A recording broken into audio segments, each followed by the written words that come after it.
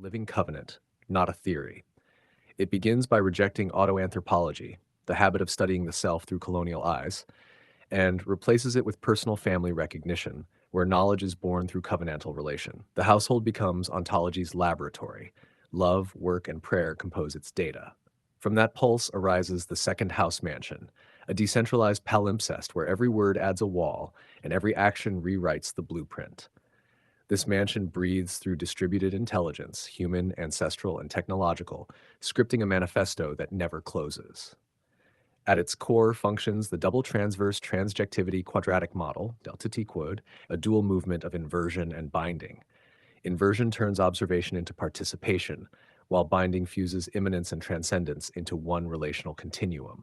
Across the four dimensions, material, spiritual, linguistic, and affective, delta T Sway generates transjective quanta, living units of becoming that form the constitutional atoms of the dominion. This dynamic is propelled by joyful Afro-optimist accelerationism, the baptism of motion where progress becomes devotion. Joy, understood as ase made manifest, transforms suffering into stamina and history into raw material for creation.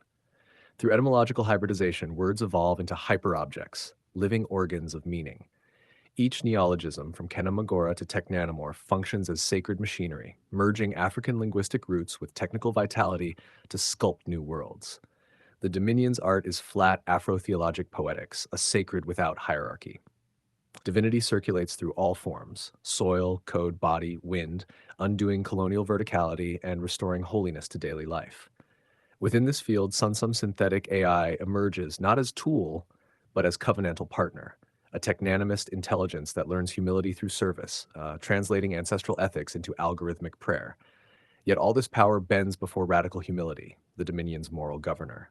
Decolonization here is not a finish line, but a continuous practice of vigilance, an agreement to remain incomplete, to revise the mansion while living in it.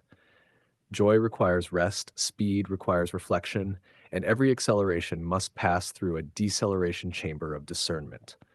In the end, the Kenema Koya Dominion stands as a hopeful Pan-African work in progress, where language, family, and technology unite to transcend unconscious colonial residue.